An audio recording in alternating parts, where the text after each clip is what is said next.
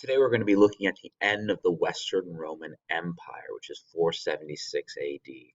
Here's a quick timeline of things that occurred. You don't need to write this down. So in 410, we have the sacking of Rome by a group called the Huns. 455, Rome is sacked again by the Vandals. And in 476 AD, we have Romulus Augustulus being overthrown by a barbarian chief, Odoacer, who is going to end the Western Roman Empire, although he's going to claim the title. Moving on to why and how this happened. So, one of the big problems that faced Rome was actually its size. It was too successful too quickly. And this is further coupled with the technology available at the time. Emperors couldn't get to places they needed to be to see what was going on and to make decisions quickly.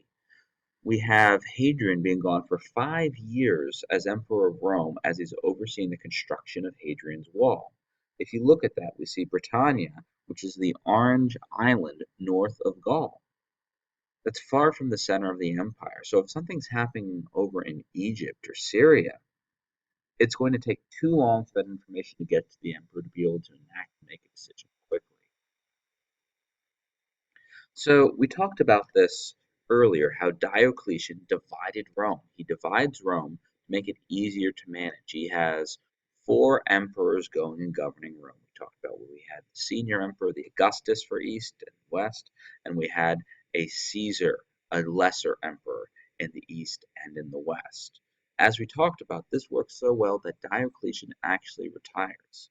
Unfortunately, Rome is going to not work well after his retirement.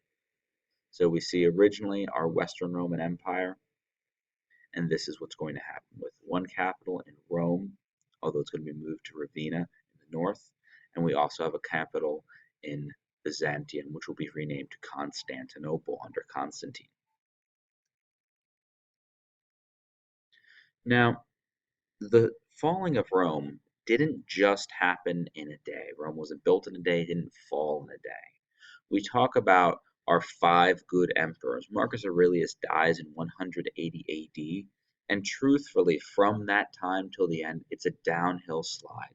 Now, there are a few moments of glory where Rome will look like it's coming back, but in the West, it is all downhill after Marcus Aurelius. This is due to plague, economic issues, and invasion. One of the scary statistics about Rome is how in 50 years they had 22 emperors, 20 of them being murdered. Now, a lot of these emperors were murdered because they weren't good leaders. We have a problem where most of the people who ran Rome are going to be generals, but not governors. And there's a big difference with leading an army in battle and leading an empire that is humongous. Problems that would arise with them is often they'd be greedy. They'd want things for themselves. They would steal from the treasury so that they can go and have riches, while the poor suffered.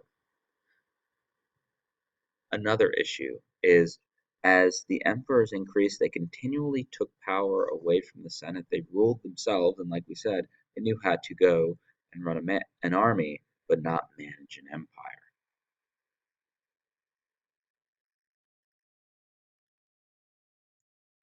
Now, continuing on with the size that we mentioned earlier when we started this, we have a problem too with the empire being so large and encompassed so many different people. As time went on, people started rebelling and trying to go and remove the yoke of Rome. And again, with that size, it was so large that they were getting invaded from all sorts of directions, and it was difficult to have the legions and locations that were going to be able to stop these problems. Now, we're going to see a map in a moment that's going to show the Western Roman Empire is going to be the target for these attacks. So as we see here, over we have 15 different barbarian groups attacking. The vast majority of them, all but three, go through the Western Empire and not the Eastern Empire. Big problem when you're being attacked from all sides. Another problem is Rome used to have the best army in the world with its legion. It was made up of volunteers. There were people who were able to go fight from where they were from. But now it turned to a mercenary army.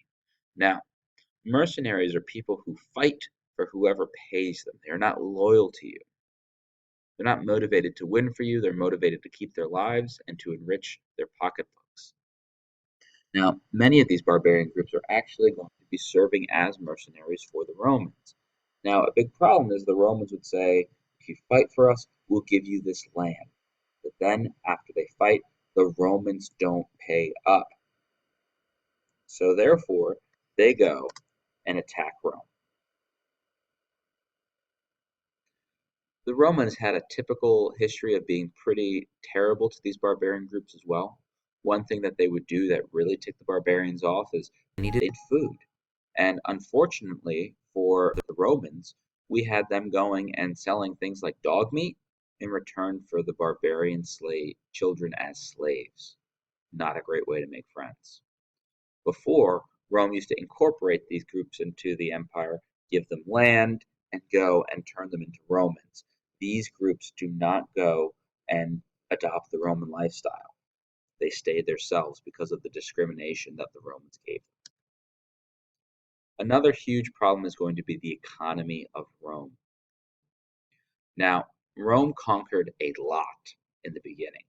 And so Rome was constantly getting an influx of wealth from plundering goods to the slaves that they captured and sold.